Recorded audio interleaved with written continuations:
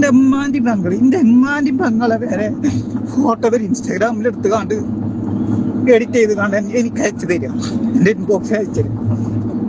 അത്രയും സങ്കടം. ഈ ഓഡിയോ കേട്ടപ്പോൾ ഒരുപാട് സങ്കടമായി. കാരണം എന്താ വെച്ച് കഴിഞ്ഞാൽ ഈ മനുഷ്യൻ കുറേ നമ്മളെ ചിരിപ്പിച്ചു എന്ന് പറഞ്ഞു കഴിഞ്ഞാൽ നമ്മളൊരു ഓരോ കളി കഴിയുമ്പോൾ ഇങ്ങേരെ ഓഡിയോ വരുന്നത് നമ്മൾ വെയിറ്റ് ചെയ്തുകൊണ്ടിരുന്നൊരു സമയം ഉണ്ടായിപ്പോൾ കുറച്ച് ദിവസങ്ങൾ. അതൊരു എന്താ പറയുക, നല്ല രസത്തിൽ നമ്മളിത് ചെയ്ത്. ഞാനും നിലമ്പൂരാനാണ്, പക്ഷെ എനിക്ക് ഇങ്ങേരെ പേഴ്സണലി പരിചയമൊന്നുമില്ല. പക്ഷെ ഇങ്ങേരെ ഓഡിയോ ഒന്ന് ഞാൻ കേൾക്കുന്നത് മൂപ്പര് കരഞ്ഞുകൊണ്ടാണ്. അങ്ങേരെ ഫാമിലിനെ പറഞ്ഞതിൻ്റെ തുടർന്നാണ് അയാൾ കരഞ്ഞുകൊണ്ടൊരു ഓഡിയോ ആയിട്ടുള്ളത്.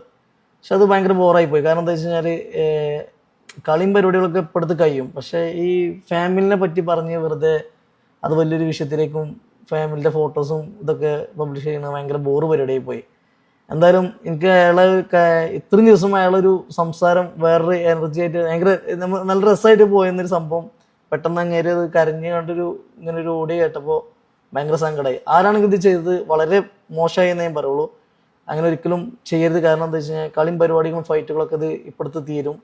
പിന്നെ ഇതൊക്കെ അങ്ങോട്ടും ഇങ്ങോട്ടും എല്ലാവരും തമ്മിൽ കാണേണ്ട ആൾക്കാരാണ്.